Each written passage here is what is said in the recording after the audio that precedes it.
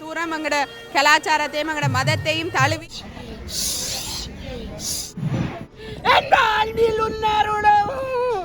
உன்னொழியும் வேண்டும் அம்மா.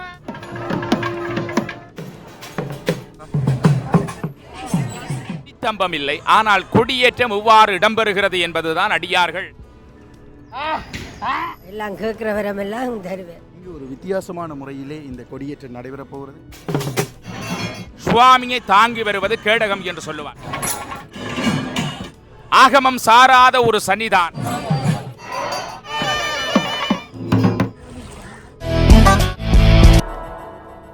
வணக்கம் உறவுகளை, வரலாற்று சிறப்புமிக்க அந்த சந்நிதி ஆலயத்தின் கொடியேற்ற திருவிழா இன்று நாங்கள் தொண்டமன் ஆற்றங்கரை ஊடாக அந்த அழகை ரசித்தது போல சன்னதியான் கோயிலுக்கு செல்கின்றோம்.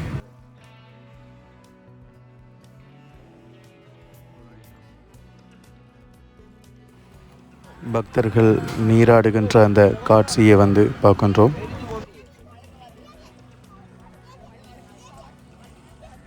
வணக்கம் உறவுகளே, வரலாற்று சிறப்புமிக்க சந்நிதி ஆலயத்தில் நிற்கின்றோம். அதாவது முருகன் கோயில்களிலே மிக முக்கியமான கோயில்களுள் இதுவும் ஒன்று.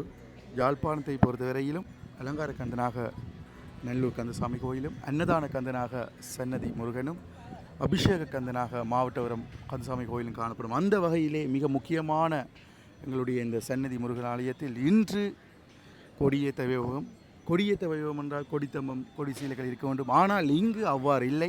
இங்கு ஒரு வித்தியாசமான முறையிலே இந்த கொடியேற்றம் நடைபெறப் போகிறது. எவ்வாறு நடைபெறப் போகிறது? இங்கு பல சித்தர்களும் ஞானிகளும் தோற்றம் பெற்று இன்று வரையும் தங்களுடைய சித்து விளையாட்டுகளை காட்டிக்கொண்டே இருப்பார்கள். இப்பொழுதும் கூட நாங்கள் அதை பார்த்திருக்கின்றோம். அவ்வாறு பல சுவாரஸ்யமான விடயங்கள் இந்த காணொலியில் வந்து அமையப்போகுது. என்னென்ன இந்த கொடியேற்றம் நடைபெறப் போகிறது, மற்ற கோயில்களில் இருந்து இந்த கோயிலுக்கு கொடியேற்றத்தில் என்ன வித்தியாசங்கள் இருக்க போகுது என்பது சம்பந்தமான சகல விஷயங்களை நாங்கள் பார்க்க போகின்றோம். அதோடு இதில் இன்று நடைபெற்ற சகல முக்கியமான விடயங்களையும் தொகுத்து இந்த காணொலி இருக்க போது முழுமையாக பாருங்கள். இன்றைய தான் சேனலுக்கு வரீங்கன்னா சப்ஸ்கிரைப் பண்ணிவிட்டு வீடியோ பாருங்கள். உங்கள் எல்லோருக்கும் தெரிஞ்சிருக்கும் சன்னதியார் சாமியார். இவர் எல்லா கோயில்களுக்கும் முக்கியமான திருவிழாக்களுக்கு சென்று வழிபடுவார்.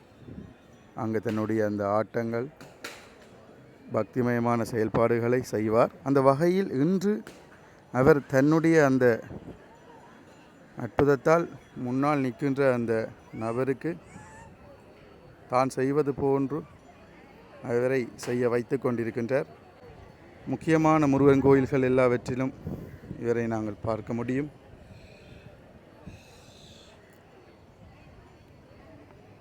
அற்புதங்கள் நிகழ்த்திவிட்டு சிரித்து கொண்டிருக்கின்றார்.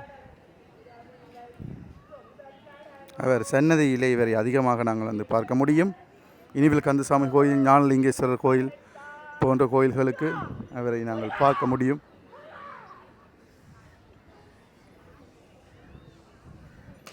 முக்கியமாக இவர் சன்னதி கோயில்களில் அதிகமாக தன்னுடைய அற்புதங்கள் செயல்பாடுகளை செய்வார்.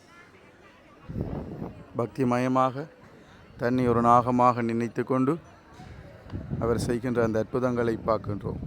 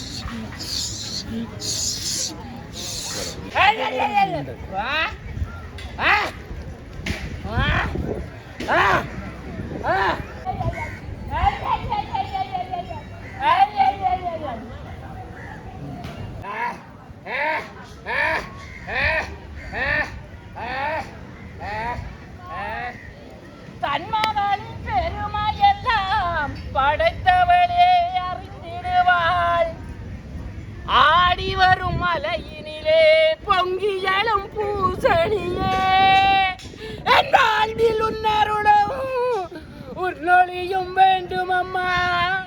அம்மா, நான் விடும் கண்ணீரோ உன் வாசல் கங்கை அம்மா.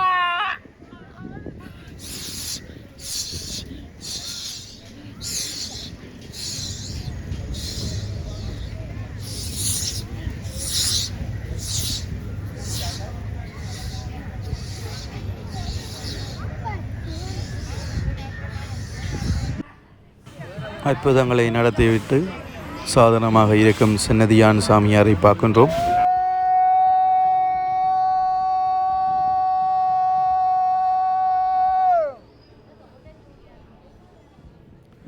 இன்று நடைபெறுகின்ற அந்த கொடியேற்ற திருவிழாவை காண்பதற்காக பக்தர்கள் எல்லோரும் வந்து கொண்டிருக்கின்ற அந்த காட்சியை நாங்கள் பார்க்கின்றோம். பக்தர்கள் எல்லோரும் எம்பெருமானை தரிசித்த வண்ணம் நிற்கின்ற அந்த காட்சியை பார்க்கின்றோம்.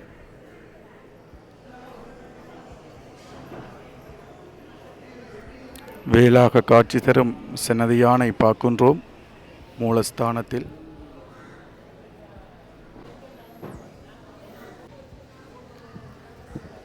வீதிகள் எங்கும் பக்தர்கள் பக்திமயமாக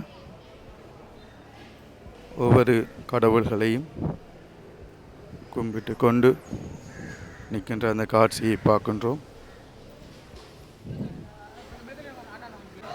இப்போ நாங்கள் பார்க்கின்ற இந்த பல்லக்கு, இந்த பல்லக்கில் தான் அந்த கொடியேற்றமானது நடைபெறும். எவ்வாறு நடைபெறும் என்றால், இந்த பல்லக்கு மேல் இருக்கின்ற அந்த முடி பகுதியை மேலே தூக்கி வைப்பார்கள். அவ்வாறு தூக்கி வைக்கின்ற அந்த நிகழ்வைத்தான் இங்கு கொடியேற்றம் என சொல்லுவார்கள். அவ்வாறு தூக்கி வைத்த பின்னர் கோயில் முன் ஒரு கொடியானது மேலே நாட்டுவார்கள். அத்துடன் இந்த கொடியேற்ற நிகழ்வானது முடிவடையும். அவ்வாறு இங்கு இந்த கொடியேற்றம் செய்யப்படும். அதனை நாங்கள் எவ்வாறு இன்று நடைபெறுகிறது என்பதை நாங்கள் பார்க்க முடியும்.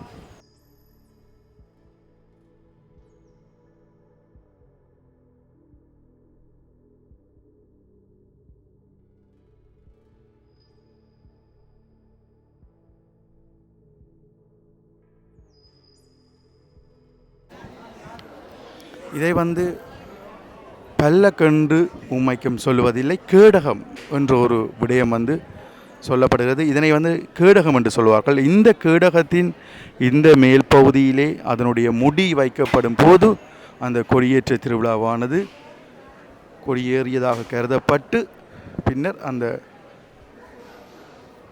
கொடியானது கோயில் முட்புறத்திலே நாட்டப்படும்.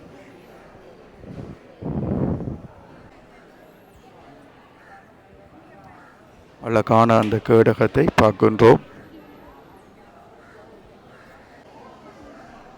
இதில் நாம் பார்க்கின்ற அந்த கேடகத்தினுடைய முடியை தான் மேலே தூக்கி வைப்பார்கள்.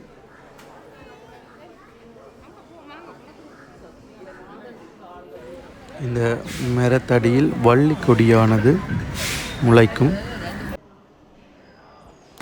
இதில் வள்ளி கொடியானது இதில் பூக்கும். அவ்வாறு பூக்கப்படும் போதுதான் கொடியேற்றுறது என்று சொல்கிறார்கள். ஆனால் வள்ளி கொடியை நாங்கள் பார்க்கின்றோம்.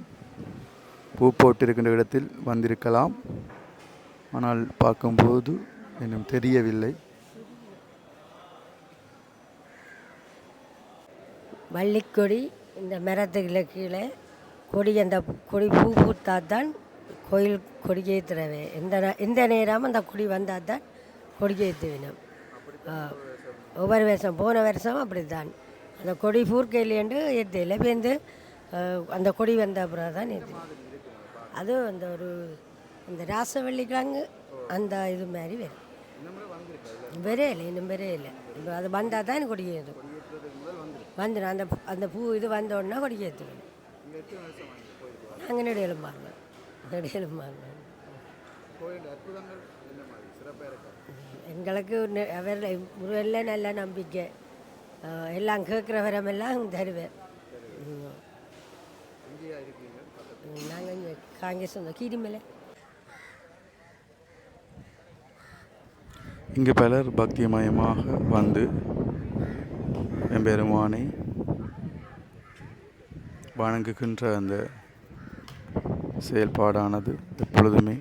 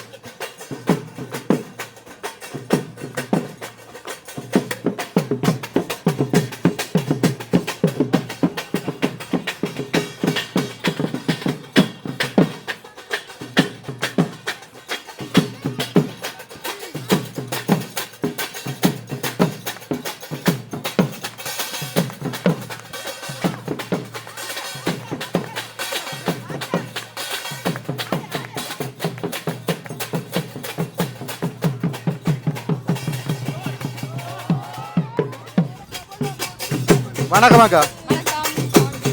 வணக்கம். எங்கேருந்து வந்திருக்கிறீங்கள்? உங்களோட பிள்ளைகள் ஆடுறதை பார்த்து நல்லா இருக்குது.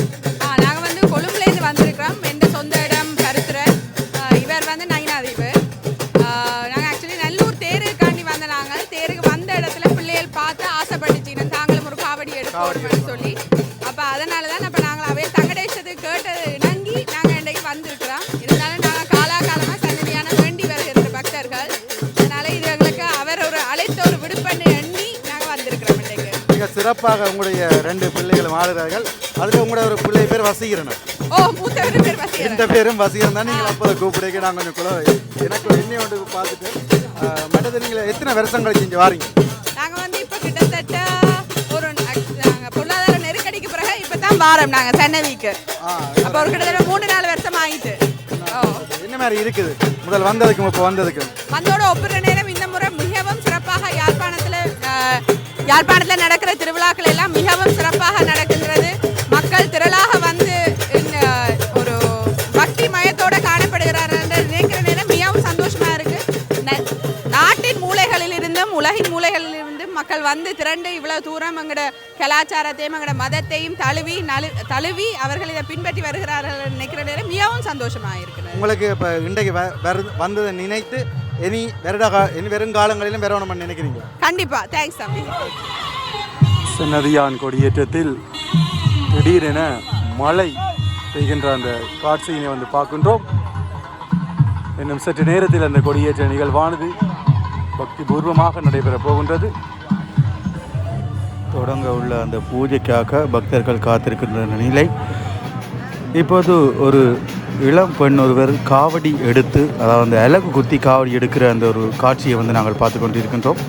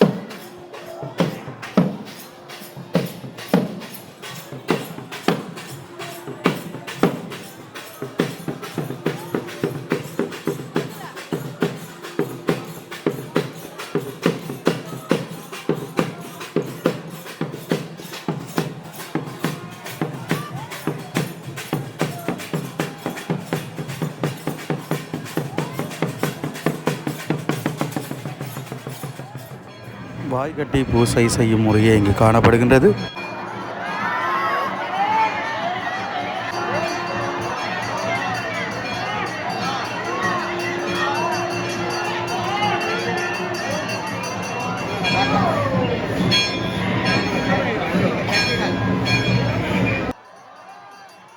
பூஜைகள் ஆரம்பமாகி பின்னர் அந்த கும்பங்கள் சுற்றி வந்து அந்த கும்பங்களினால் அபிஷேகம் நடைபெறுகின்ற காட்சியை நாங்கள் இனி பார்க்க போகின்றோம்.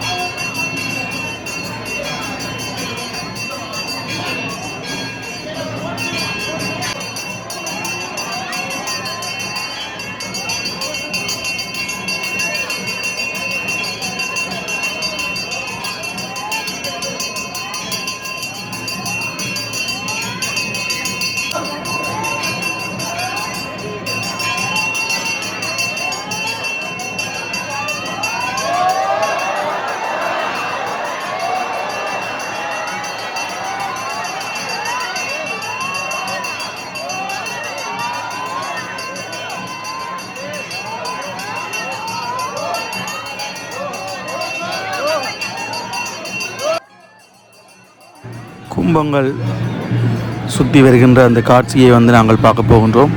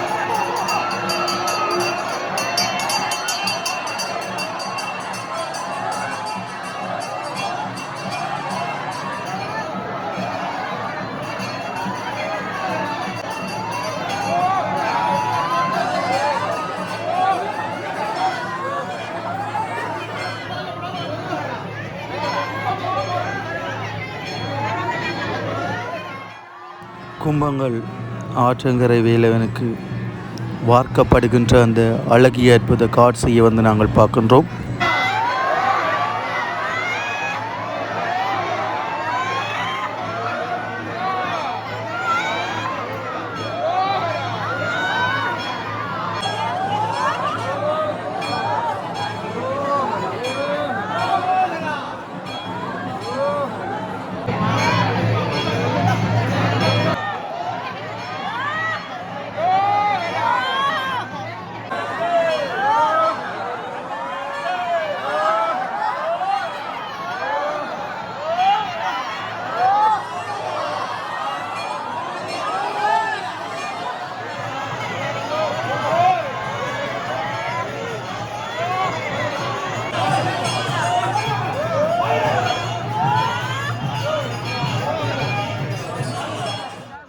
பூஜைகள் முடிவற்ற பின்னர் கேடகத்திலே அந்த கொடியேற்றல் வைபவமானது கேடகத்தினுடைய அந்த முடியை வைப்பதற்கான ஆரம்ப செயல்பாடுகள் செய்யப்படுகின்றது.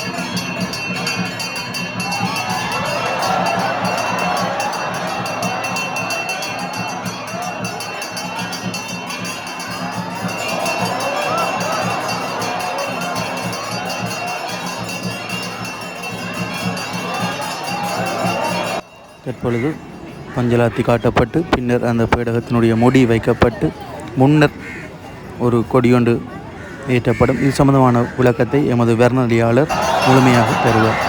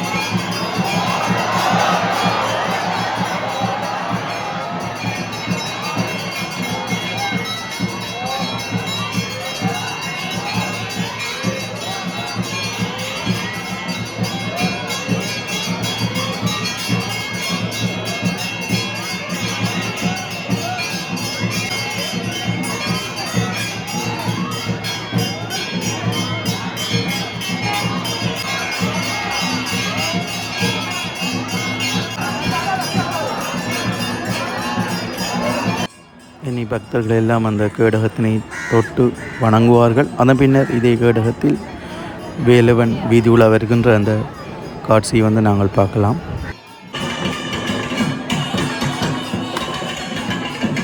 அற்புதமான ஒரு தருணம். கருணையே வடிவமாக துலங்குகிற ஈழவள நாடு சிவபூமி என்று திருமூலர் வர்ணித்த ஈழவள நாட்டிலே சிறப்புமிக்க முருகதலங்கள் வரிசையிலே அன்னதான கந்தனாக விளங்குகின்ற தொண்டைமனாறு ஸ்ரீ செல்வச்சன்னதி ஆலயத்தினுடைய வருடாந்த திருவிழா இன்று பக்திபூர்வமாக ஆரம்பமாகி இருக்கிறது. எந்நிதியும் தருவான் செல்வச்சன்னதியான் என்று பக்த கோடிகளுக்கெல்லாம் பல்லுயிருக்கும் பரமன் திருமகன் அருளை வாரி கொடுக்கின்ற வள்ளலாக வீற்றிருக்கிறான் இந்த தொண்டைமனாறு செல்வச்சன்னதியிலே. அடியவர்களே, ஆவணி மாதம் பூர்வபக்க பிரதமையிலே தொடங்கி 15 நாட்கள் திருவிழாவாக தொண்டைமனாறு செல்வச்சன்னதியிலே இடம்பெறும். இன்றைய நாள் பக்திபூர்வமாக தொண்டைமனாறு ஸ்ரீ செல்வச்சன்னதியானுடைய திருச்சன்னிதானத்திலே கொடியேற்ற உற்சவம் எப்படி அமையப் போகிறது என்று எதிர்பார்த்திருக்கிறோம். அடியவர்களே, ஆகமம் சாராத ஒரு சன்னிதானம், மௌனபூசை ஏற்ற குமரன் வீற்றிருக்கிற சன்னிதானம் அல்லவா. இங்கே கொடித்தம்பம் இல்லை, ஆனால் கொடியேற்றம் எவ்வாறு இடம்பெறுகிறது என்பதுதான் அடியார்கள் ஆவலோடு எதிர்பார்த்திருக்கிற விடயம். அடியவர்களே, செல்வச்சன்னதி வேலவனுக்கு கொடியேற்ற உற்சவம் என்பது சிறப்புக்குரியது. அதிலே ஆவணி மாதம் பூர்வபக்க பிரதமையிலே வருகின்ற அமாவாசையிலே தான் கொடியேற்ற உற்சவம் இடம்பெறும். இன்று 12:24 இலங்கை வாக்கிய பஞ்சாக்கத்தின்படி 12:24 அளவிலே இன்று அமாவாசை அற்றுப்போகிறது. அமாவாசை கூடியிருக்கிற வேளையிலே தான் தொண்டைமனாறு செல்வச்சன்னதியானுக்கு கொடியேற்ற உற்சவம் இடம்பெறும். ஆகையினாலே பக்திபூர்வமாக இந்த கொடியேற்ற உற்சவம் எப்படி இடம்பெறுகிறது என்றால், பைரவ பெருமானுக்கு முதல் காப்பு கட்டி அதற்கு பின்னர் பிள்ளையார் மூலவராக இருக்கிற முருகப்பெருமானுக்கும் விசேட அபிஷேகங்கள் பூசைகள் எல்லாம் முருகப்பெருமானுக்கு இடம்பெறும். இங்கு தொண்டைமனாறு செல்வச்சன்னதியிலே மௌனமாக கந்தனாகத்தான் முருகப்பெருமான் இருக்கிறான். அதனாலே பூசகர்கள் வாயினாலே வெள்ளை துணியினாலே கட்டி மௌனமாக முருகப்பெருமானுக்கு பூஜை செய்து கொள்வார்கள். அதனாலே முதலிலே வைரவ பெருமானுக்கு காப்பு கட்டி பூசை ஆரம்பமாகும். அதனைத் தொடர்ந்து சிறப்புமிக்க மூலவராக இருக்கிற வேலவ பெருமானுக்கு பூசைகள் இடம்பெற்று அதன் பின்னர் அற்புதமாக இருக்கக்கூடிய திருவருள் தருகிற கொடியேற்ற உற்சவம் என்பது தனிச்சிறப்புடையது. கொடியேற்ற உற்சவத்திலே முருகப்பெருமானுக்கு உகந்த சிறப்புக்குரிய கொடியேற்ற உற்சவம் பக்திபூர்வமானது. அது எப்படி இடம்பெறுகிறது என்பதை நாங்கள் நோக்க வேண்டும். அடியவர்களே, கேடகம் என்று சொல்லப்படுகின்ற, கேடகம் என்றால் சுவாமியை தாங்கி வருவது கேடகம் என்று சொல்லுவார்கள். அந்த கேடகத்திலே சிறப்புக்குரிய தர்ப்பை மற்றும் முருகப்பெருமானுடைய திருவருளினாலே 7 மாவிலைகள் எடுத்துக் கொள்ளுவார்கள். அந்த 7 மாவிலைகளையும் தர்ப்பையினாலே வரிந்து கட்டி அற்புதமாக பட்டு துணியினாலே, சிறப்பான பட்டு துணியினாலே கேடகத்திலே இருக்கிற கலசத்திலே அதை பொருத்தி கொள்ளுவார்கள். கலச பூசை இடம்பெறும். கேடகத்திலே கலச பூசை இடம்பெற்று அந்த கேடகத்திலே கலசம் வைத்தால் அது கொடியேற்ற உற்சவம். இதுதான் தொண்டைமனாறு செல்வச்சன்னதியானுடைய கொடியேற்ற உற்சவம். அது மாத்திரமல்ல, வானளாவி பார்க்கிற போது அற்புதமான கொடி, சேவற்கொடி பறந்து கொண்டிருக்கிறது. அதுவும் முருகப்பெருமானுடைய தனித்துவமான கொடியேற்ற உற்சவத்தை கண்குளிர நமக்கு காட்டுகிறது. அந்த கேடகத்திலே வெள்ளிவேற் பெருமான் பலம் பெறுவார். அது ஒரு தனித்துவம். இப்போது நீங்கள் பார்க்கிற அந்த கேடகம், அருமையான அந்த சேவற்கொடியை பார்க்கிறீர்கள். வானளாவி அது பறந்து கொண்டிருக்கிறது. செல்வச்சன்னதியானுக்கு கொடியேறி இருக்கிறது என்பதை அது காட்டி நிற்கிறது. அதே போல அடியவர்களே, எல்லாம் வல்ல வெள்ளிவேற் பெருமான் வேலவ பெருமான் அங்கே அந்த கேடகத்திலே உள்வீதி வலம் பெறுவார். வருகிற போது வள்ளியம்மன் வாசலிலே அங்கே வள்ளியினுடைய ஆலயத்திற்குள்ளே சென்று முருகப்பெருமான் வள்ளியோடு சேர்ந்து முருகப்பெருமானுக்கு அபிஷேகம் இடம்பெறும். அது ஒரு தனித்துவமானது. அதனோடு சேர்ந்தது மாத்திரமல்ல, வள்ளியோடு இருக்கிற முருகப்பெருமான் அங்கே வள்ளியோடு அளாவி குழாவி, புலோகத்து பெண்ணல்லவா வள்ளி, அகையினாலே குலாவி கொண்டு மீண்டும் அந்த வழியினூடாக முருகப்பெருமான் வெள்ளிவேல் அழகன் வெளிவீதி வலம் பெறுவார் அந்த கேடகத்திலே. இந்த காட்சி அற்புதமான காட்சி. அது மாத்திரமல்ல, அங்கே இந்த அமாவாசை நல்ல நாளிலே பெருமானுடைய திருவருளினாலே அங்கே பூவரச மரம் இருக்கிறது. அது முருகப்பெருமான் கதிர்காமருக்கு அருஞானத்தை கொடுத்த இடமல்லவா. அதனாலே அங்கே ஐராவசு சமாதி அடைந்த இடத்திலே நாகங்கள் இன்றைக்கும் காவலாக இருக்கிறது.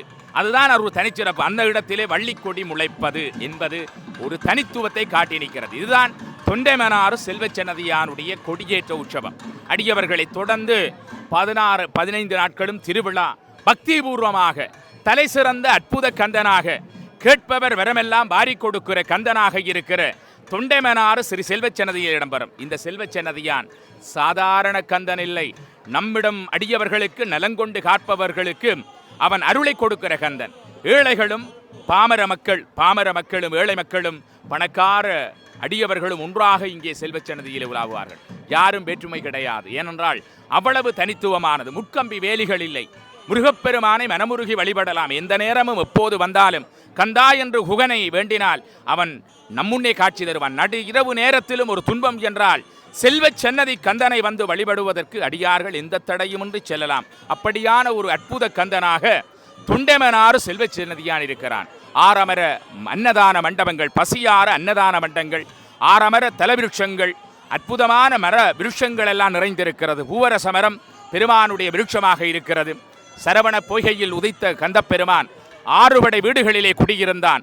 7வது படையாக தொண்டைமனாறு செல்வச்சன்னதியில் இருக்கிறான். இந்த செல்வச்சன்னதியானுக்கும் கதிர்காமத்துக்கும் ஒரு நீண்ட தொடர்பு இருக்கிறது. அப்படியான ஒரு பூர்வீகம் கொண்ட ஒரு தலமாக தொண்டைமனாறு செல்வச்சன்னதியானுடைய தலம் இருக்கிறது.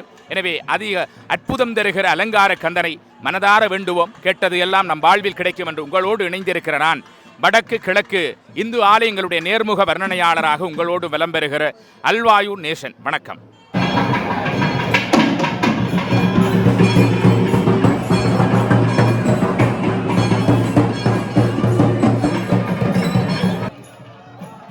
வேலவன் வீதி உலா வருகின்ற அந்த காட்சி வெள்ளி மயிலே அந்த வேல் இருப்பது போன்று காணப்படுகின்றது. வேடகத்திலே வருகின்ற அந்த காட்சி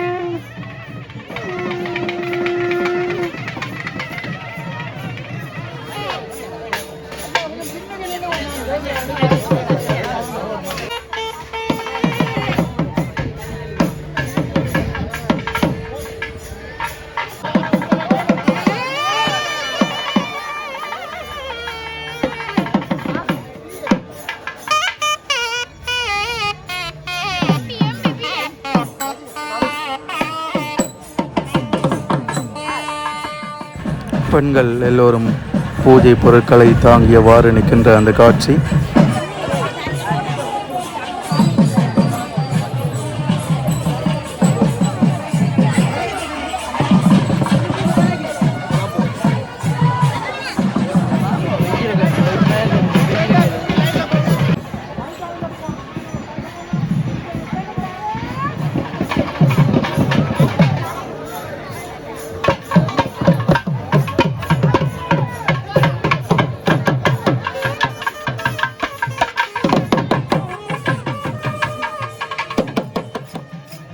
அழகான சாத்துப்படியோடு வெள்ளி மயிலிலே இருக்கின்ற அந்த காட்சி.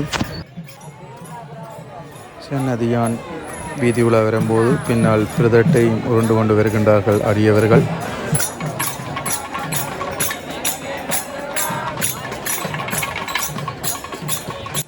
சரி உறவுகளை, இன்றைய நாள் நடைபெற்ற முக்கியமான விடயங்களை தொகுத்துள்ளேன். வீடியோ பிடித்திருந்தால் லைக் பண்ணுங்கள், ஷேர் பண்ணுங்கள், சப்ஸ்கிரைப் பண்ணுங்கள்.